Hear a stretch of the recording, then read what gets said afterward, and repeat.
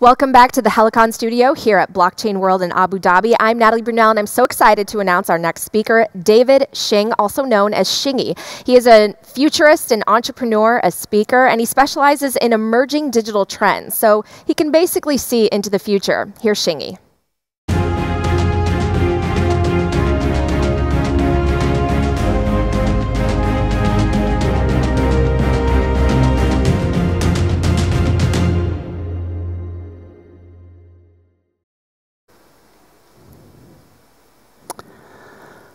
So, I'm often asked, is the art of storytelling, is it inherently a natural phenomenon, or can it be learnt?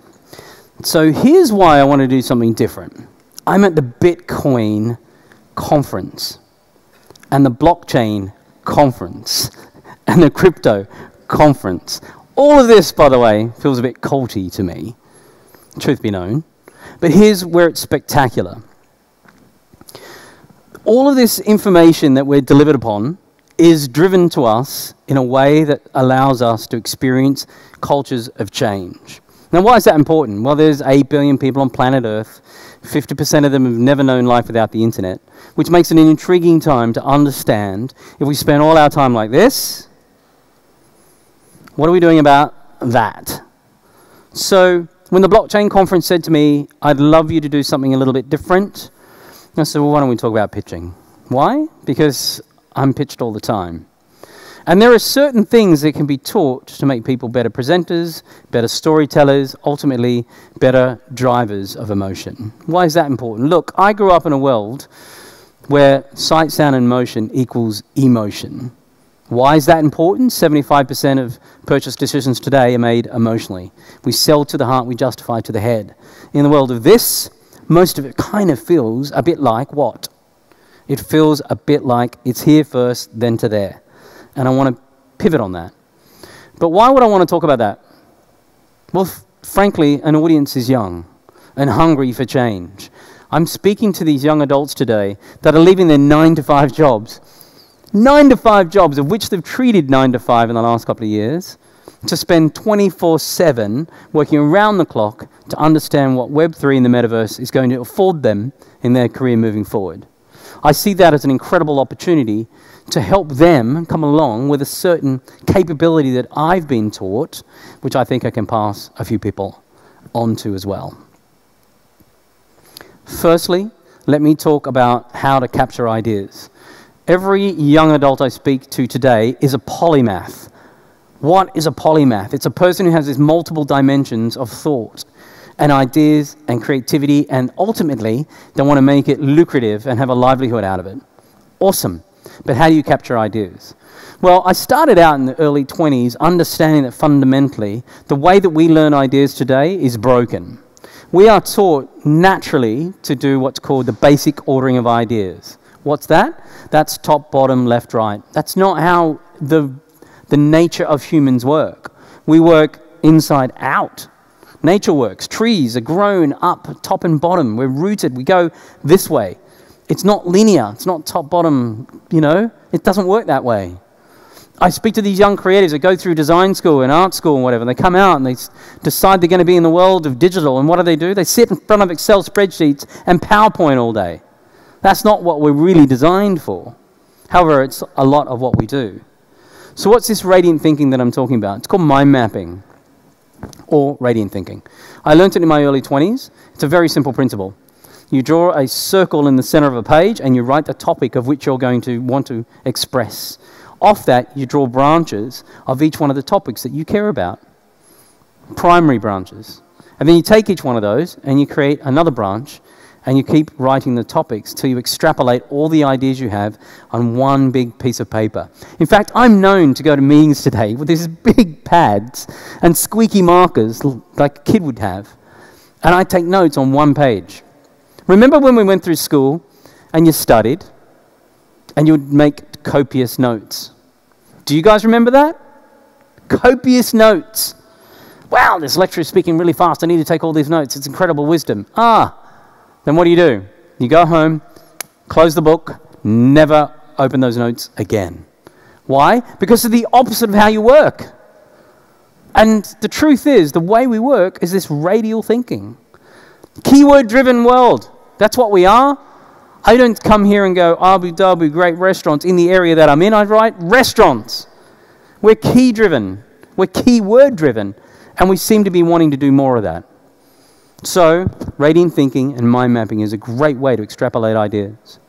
The other way that it allows you to do, also, the other good thing it allows you to do, is not just capture those ideas, but keep you on track. So oftentimes, certainly when I was growing up through media, I'd go into these leadership meetings when, I see people with copious notes get lost very quickly because the leader of the business typically wants to go somewhere else other than this linear note-taking that they've taken themselves upon. So if you scrub that and you have this one piece of paper that has all of the things that you want to talk about, you can say this is the central theme that I was interested in, but you could jump to the thing that you care about most, which might be in the top left-hand corner of a notepad. And that becomes a central idea, and then you can have all these interesting notes around that. It's just this spidery, creepy kind of vibe of all this idea that you have. But it's great for you personally, to capture ideas and to put them in a place that helps you document your thoughts. Do it for work, you can do it for home, you can do it for play, all sorts of planning, mind mapping. Give it a go. It's a lot like yoga though. You have to do it 2 or 3 times to make it feel like it might be for you. The first time's incredibly uncomfortable, the second time seems incredibly awkward, and the third time it may just click and suddenly you're a lifer. And that's me, mind mapping. Now why is that important? Because in anything that you do when it comes to storytelling, you need to understand where you're going. That's why the most important piece of stories start with what?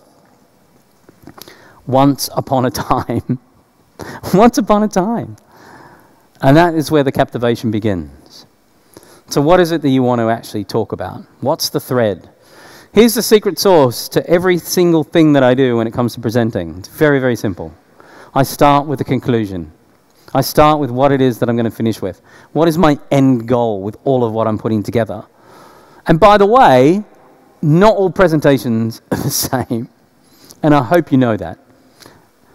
So if you're actually in a position of saying, I'm trying to inspire people, there's a particular type of story to do that. If you're in a position where you want to educate people and conclude them in a different way, there's a type of story for that.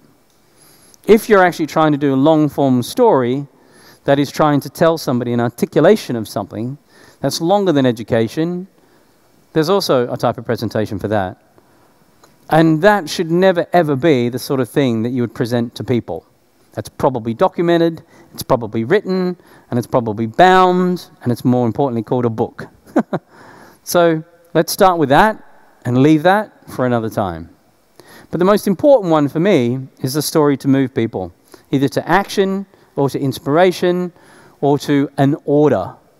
But if you start with the conclusion and you work back, you have the ability to understand where you're headed. Now, when I start thinking about mind mapping ideas and express those ideas, I end up with too much for a presentation. But once you've got these ideas expressed, what can happen is you break out all of the salient pieces that you like and you turn it into what? A linear thread. Why? Because at some point in time, you're going to have to present it. And to present that way, again, you start with conclusion and move all the way back to the beginning. The once upon a time. And I started by saying that people have asked me, is presenting a natural gift or is it something that can be taught? It sure isn't natural to me. It was the most uncomfortable thing for me to do. I'm a creative. I'm a designer. I'm one of the last designers of old school design. If you guys ever want to corner me and talk about what it's like to draw Bembo, or what's Baskerville, what does Garamond look like, or why does Futura look different to Helvetica, let's go there. You want to talk about kerning? You want to talk about fontography? I'm an old fontographer. I self-taught myself computers. I'm of that school. But I decided that at some point in time when there's a design culture, that instead of being somebody who just loved design, I was also going to be a generalist. So I understood that it's not just design I needed to study in the depth of things like photography, fontography, kerning, line spacing, and all those articulations of things that people don't care about today. I also needed to understand what was design. And design manifests itself in this thinking. So I stopped studying design and I started to be curious around things like architecture, urban planning, food, things that are actually well designed. And that had made me a better designer. But that's just the start of it. And my career is a bit different. So I started out as a designer in my early 20s. Pretty basic as a print designer. Then along came this thing called multimedia. Before the internet, we used to send these things out called CD-ROMs. I'm of that generation when things had to be sent out to people. Awesome. Which is ironic because I ultimately ended up at AOL for a while. But what's really interesting about that, and you guys can Google that sometime and find out what I'm talking about. But what I think is really interesting from that basic background is that by the time the internet came around, there were technologies that could be invented that would allow things to happen, not just in automation, but in terms of time saving. So I went from somebody who was a designer to somebody who was a technologist, because I'm very curious about that, to somebody who ended up helping to run media for AOL in Europe. I looked after 13 countries for them for a while, running their media and marketing. And my part-time job was sitting on panels at very large conferences and talking about how media and people engage. And then somebody offered me the opportunity to present. Now, I'd been presenting the whole time, my media strategies for touching people and moving them with these incredible web experiences. But I'd never presented to a large audience on stage before. So there are certain rules that you can adopt, and I break all of them. So don't follow my rules, or don't do as I do, do as I say. I don't know if that's a term, I don't know if it's a phrase, whatever, dude, I'm making it up, it's mine. But what I mean by that is there are certain principles you should adopt. And it's all about connecting, period, full stop. And I told you there are types of presentations that have come along the way, but the truth is, to get there, we need to understand how to actually present. So the first presentation I ever did was really terrible. Didn't know what I was doing, did a terrible presentation. It really wasn't what I would say is my most sterling moment, but from that I learnt some of these techniques in which I want to tell you about.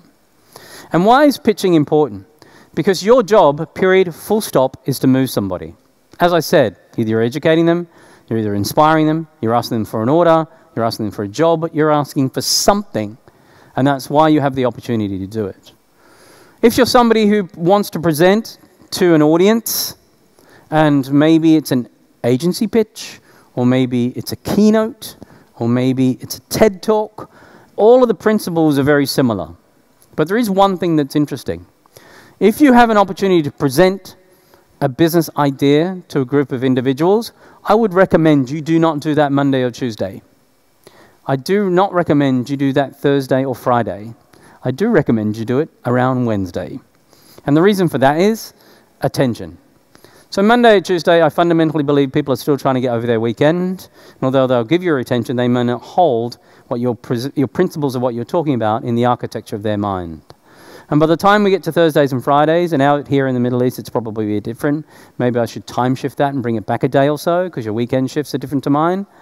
But you get the principle, which is you kind of want to be in the middle. The reason you want to be in the middle is that that's the grind that you're in the middle of, and you're not thinking about you planning your weekend, and you're not just coming off your weekend. And that's, I find, the best time to hold somebody's attention. Particularly if you know you're not the only person presenting. So if there are other people presenting, and there are slots that you could choose to present in, pick the middle. Don't go first, don't go last, but go in the middle. It's where you hold people's attention. Now let's talk about holding people's attention. There are some things that naturally you know people do. And particularly when we've been in the middle of a pandemic, there are certain traits that people have adopted. By the way, every single moment of actually communicating with other people is a presenting or a presenting opportunity. And what do I mean by that? Zoom calls, absolutely they are. Phone calls, absolutely they are. Presenting in front of audiences, absolutely they are. And there are some traits I'd like to teach you right now. And let's talk about that in the word of language. The first thing is this. There are certain gestures that you can do when you get an opportunity to present, and we all do them. And that first gesture that you don't ever want to do, and I did it today, is this. So I break my own rule.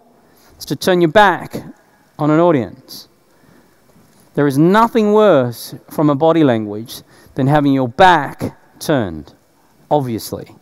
But not that obvious, because when you're in a place that you can't control, like a boardroom, and you don't know your lines, you have a tendency to do this. And that's not good for human connection. It's like turning your back on somebody. Same psychology. That's the first one. The second one is gesture. Now, culturally, I don't know whether this matches, but I'm going to say it does. So where I'm from, gestures mean the same thing. Now, let me tell you what they are now. I notice that when everybody presents, we all use gestures. Here's the first one. Palm up. What do you think palm up means? Openness. You're willing. You're here to receive. Palm down. Authority. Pointing. Also authority. Incredible. So those things, when you're thinking about presenting and everything else is ad lib, fine. But there are certain gestures you can use, and now I see that they could be pronounced, but they're there to actually connect. The other thing is a thing called verbal defluency. I've had the very good opportunity to speak to a voice coach, of which I've never learned anything from because apparently I'm unteachable. But let me impart his wisdom to you. I'm just kidding. There is one thing that I notice when I hear people present, whether they're on the phone or on a video, and what do you think that would be? Shingy, I've got a great idea that I think is going to be an amazing idea for you to consider investing in this idea that I'm building this incredible mega brand that feels a bit like, are you joking? I have no idea what those people say when they stick their ums and their ahs in the middle of a presentation. You know what I'm talking about? Verbal defluency. It's a horrendous thing to experience. And worse when you're on the phone. Oftentimes I'll sit with a pen and a pad and I will scribe how many times I hear somebody's and ah, and I've completely forgotten what that person is trying to tell me. So please stop ums and ahs. But before you stop them, you have to be aware of it. So why do you think people have ums and ahs? We don't like gaps. We don't like silence. Particularly in a presentation with a large audience, parents have thought you should stop and pause and go, ah. It's probably a bit long, isn't it? But silence can actually be quite powerful, particularly when you're trying to connect. But you don't have to play catch-up to your brain by inserting an and an ah, because an and an ah is actually just bad at communicating the idea. So I want you to watch those ums and ahs when you're presenting. The other thing I would like you to consider when you're doing ums and ahs and all that is also when you're presenting, it's always great to obviously look at somebody. And a lot of people are like, hey man, you look like an extrovert, you're very comfortable in front of audiences. That is absolutely not true. I'm an introvert. And I don't even know if that's a real word, but I'm somebody who doesn't, I like my solitude, I like to be alone, I'm actually quite awkward. But I learned this thing years ago when I was a kid, that if you can't look somebody in the eye, it's very hard to communicate and lock into them. So when you're presenting, if you can't look at somebody in the eye, look over their eye. I'm going to have the fortune of looking at this camera right now, and if I don't want to look down the barrel of the lens, which is incredibly hard to do and stay concentrated, I'll look at the Canon logo instead. And it kind of makes me look like I'm looking at them, but I'm not really, because I'm not looking down the barrel of the lens. When you're presenting to an audience, and I don't care whether it's 3 people or 1,000, look at somebody, because it makes them feel connected. And it makes you feel like you're connecting with them, even if you're looking above them or over them. Cool? Awesome. Let's get back to design for a second. Anybody here a doodler? Does doodling make sense when I say that? Brother, you put your hand up so fast. Can you explain to 50 of your closest friends just now what a doodle is? A drawing, yeah. Of what?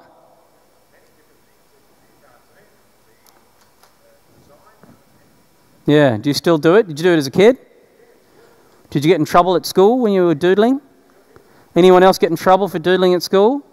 Shame on those teachers, they did not know. Here's the thing about doodling, sister with the mask and mustard top on. Hey, when you were doodling, what do you think you were doing? Why do you think you were doing it?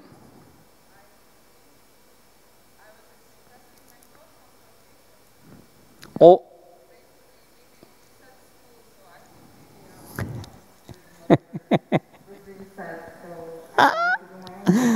yeah, kind of, almost.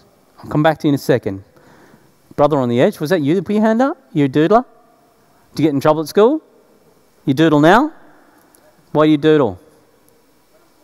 No, but okay, but why do you do it? You do it on calls? You do it on Zoom calls and all that rubbish? Zoom calls, because it keeps me occupied. Yeah, now we're getting there. All right. Okay. Doodling, for those who don't know what doodling is, it's scribbling on a page. It happens in conference calls, it happens in business meetings, and you feel like a bit of a dope doing it, and you look around and you're like, oh my God, look what I've done. I made these patterns. You know what that does? That sends a signal to your vaga, your cortex of your brain, that says to you, your visual cortex comes in, it registers that you're doing something, it does this on a page, and you're more likely to remember that doodle than any notes you take in that meeting.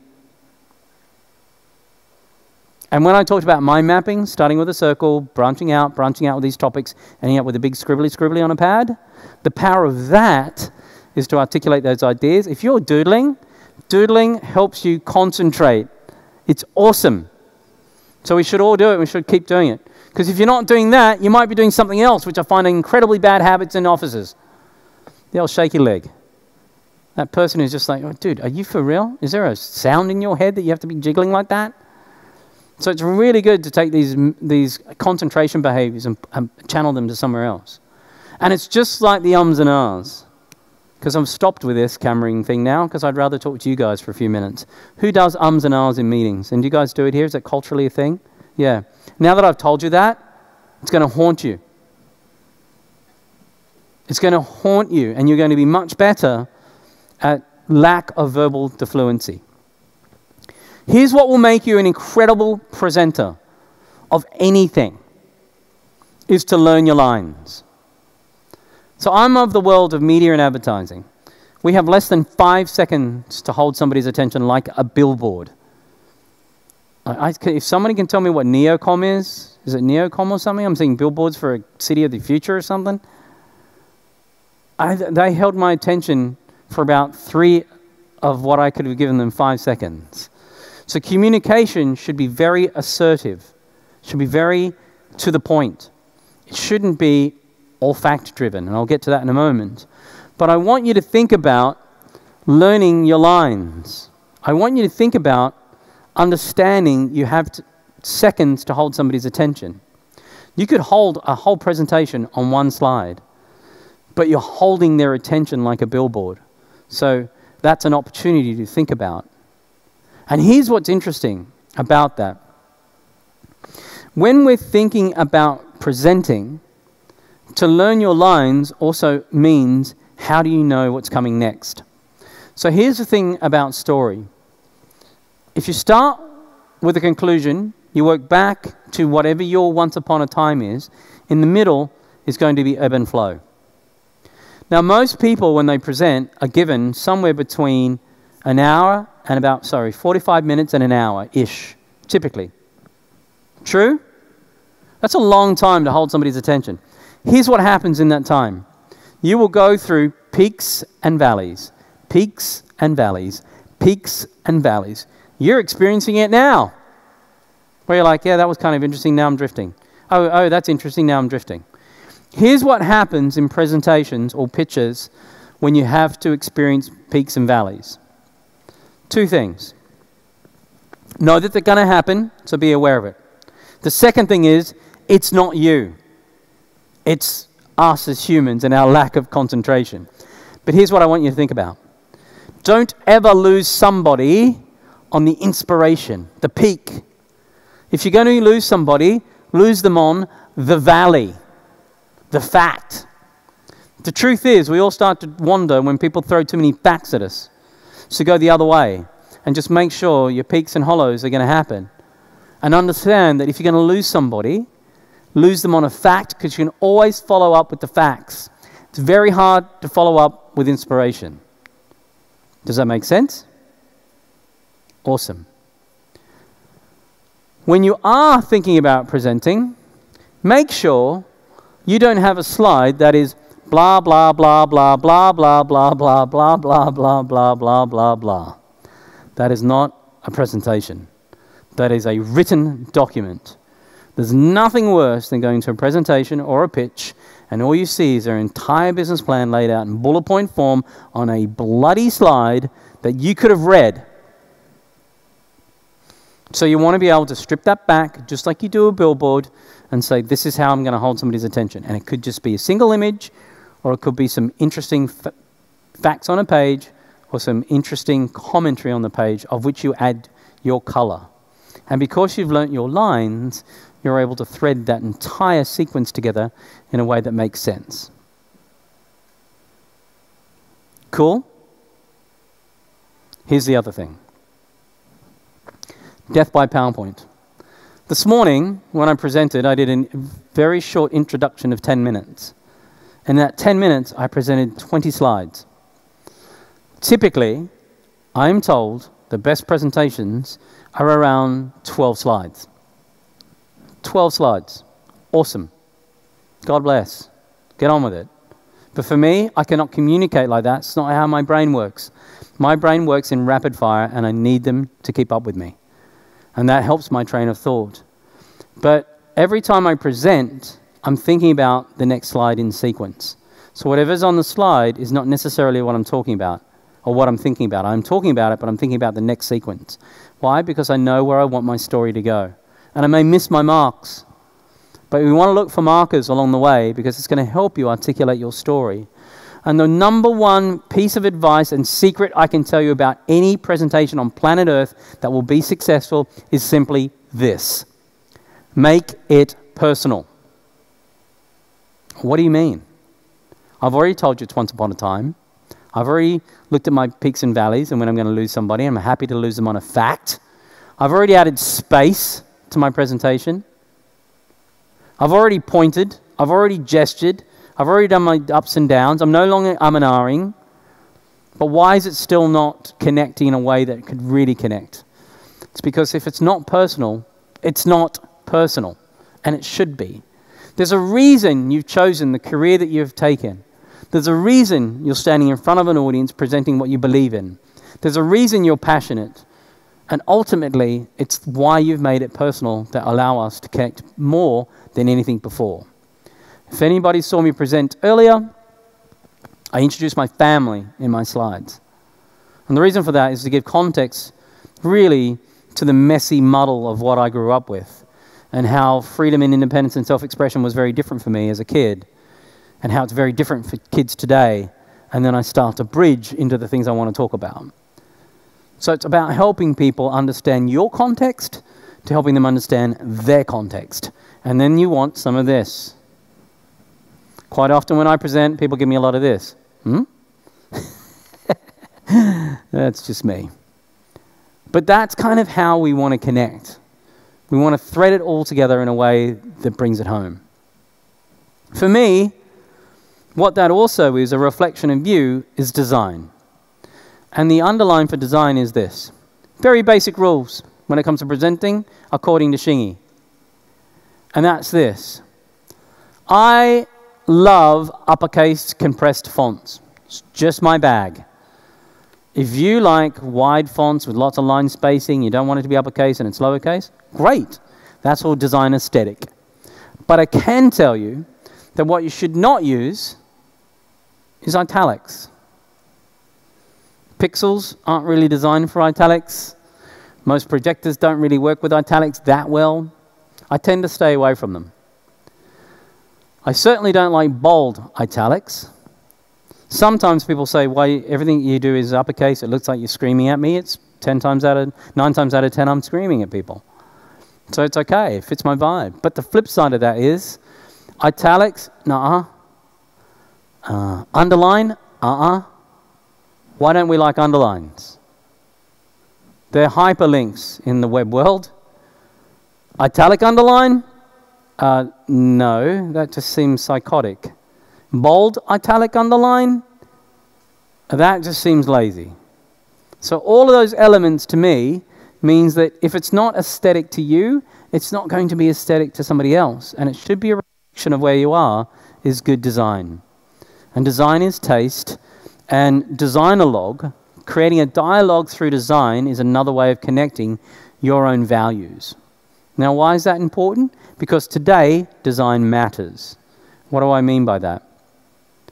If all of this noise is happening, if we're hit with 1,500 media messages per day, if you've just said, hey, I've got 45 minutes to pitch a billion-dollar business idea, and you turn up with something that is incredibly badly designed and has lots of design mistakes in it, how can they believe in what you're speaking of has all the detail and the care of what your plan is?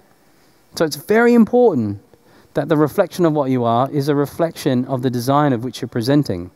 And I see so many bad designs because a lot of people are designing presentations for the wrong type of presentation audience. Meaning, if you really have exhaustive information in presentation, please just hand it out or send it as a PDF or bind it up as a book or do something completely different for an audience of which you stand in front of. You can always follow up with facts later, but the inspiration you can't. The idea of simplifying design and personalizing it can also mean you could put your own images in it. They don't all have to be happy hands animated GIFs. They could be your images. They could be inexpensive licensed images, but they give you a visual representation of what you're trying to articulate in the story of which you're trying to tell. And that's incredibly important because, again, the business here is to connect with people. Period, full stop. One other thing I want to tell you, and I'm going to leave you with this, and it's simply this. Actually, I have two things I want to tell you about. Let me start with the first one. Who in here drinks caffeine? Coffee. Ripper. Okay, please do this. Next time you go and do a presentation, women drink caffeine. You're awesome because you metabolize caffeine differently than dudes. Men, lay off it. It turns us into jittery idiots. So go get a green juice or something. That's one thing. Here's another question for you. Who here gets nervous when you present? Show of hands. Yes, most of us. If you didn't put your hand up, bullshit. Okay, so here's what happens. Nervousness. What happens when you're nervous? You drink all your water. You sweat. You feel like, oh, I'm so dry-mouthed. Like, how do I shake? How do I calm down? If you're already nervous, don't add fuel to that fire, and caffeine is not the fuel you want to add to that fire. I'm underscoring that, please. However, the natural tendency when you're dry mouth and nervous and sweating is to pound water. Let me give you a professional tip. About to go on stage, super nervous, don't know the audience very well, super dry mouth, I pounded water. Guess what happens? Got to go pee. Can't concentrate. Got no time. I'm getting called on stage. What a mistake, you idiot. So be careful. But here's what you want to do. You want to send a signal to your brain that you are not dehydrated. And how do you do that? You simply take a sip of water and you hold it in your mouth. And your lips and all the goodness inside your mouth will tell your brain that you are satiated and hydrated. And you'll be able to have these little sips of water without having a big old bladder that's about to burst. Because I have been there, and it is not a good scene. The other thing is, please, if an audience is gracing you with their presence, do not allow your first words that you utter to that audience be the first words that you've uttered in that day. How horrendous would that be if you have not warmed up and you go and speak to somebody? It just doesn't work like that. And let me give you a real quick cheat to do that.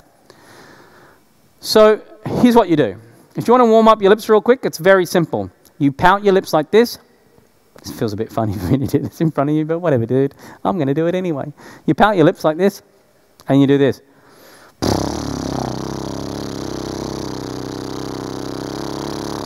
And all the spitty bits and blah, blah, blah, blah, those little mumbly things that I just did right then, it tingles your lips and makes you feel lovely and warm. And then you can present with confidence.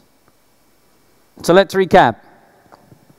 Pitching isn't about putting your entire presentation on paper and just trying to sort of articulate a story that has no conclusion and hope to God you can thread the whole thing together in front of an audience. It's not about that. It's about practice. It's about understanding what the story is. It's starting with the conclusion and work backwards. Start with your version of Once Upon a Time. The other thing is presenting with others. Put your hand up in here if you've presented with others before. All of us. Here's what happens when that happens, right? Hey, man, you do your pitch. It's awesome. Now I'm going to hand it over to Larry. He's like, oh, great. This is me. I'm going to talk about, I'm the data dude. This is what that does. That's awesome. Oh, and here's our implementation person. They're going to do that. You know what that does to an audience? It makes you feel schizophrenic. And why do we do it as a company? We do it because we have to feel like everybody's a contributor. Stop it. I would much rather one MC to go from beginning to end than have these 5 different voices, 5 different conclusions with 5 different styles. And by the way, you probably haven't rehearsed it. You're doing it live in front of the client, in front of the audience, in front of the group of people of which have given you time. Please stop it. Unless you can run a race and hand that thing off just like a relay does, just don't do it. It's not worth it. It doesn't matter if he doesn't get to speak. Let him write the email to say thanks for having us in the room and all I did was sit in the back there and ate the cookies. Bless. I told you that was going to be the last piece of advice, but it's not. I have one other thing. When somebody gives you 45 minutes, give them back 20. It's not going to be worked like that, does it? You can't give them back that much time, but please give them back 5. Leave yourself some time for maybe questions. That'd be nice. As opposed to just turning up, verbally vomiting on them with something that looks like the worst design on planet Earth for a pitch idea for the next big thing. Really? And I see it all the time. So I want to take you out of the awkwardness and just articulate some of these obvious ideas that I hope are obvious to you, which will help you sharpen your tools so you can become the best presenters out there. Because what I want people to remember was that was a story well told in a way that I could understand it. It concluded with something that gives me an action and ultimately made me make a decision on what I felt about that. And that's the job today, in my opinion. And if you can't design, get somebody to help you. If you can design, add some personality to it. When you are designing the script, make sure you make it personal and ultimately think about what that person is going to feel like in the conclusion. This has nothing to do with Bitcoin or the blockchain or crypto or NFTs. This part for me, for you this afternoon, is about connecting with other humans. So let's get on with it. Thanks very much indeed, guys. Cheers.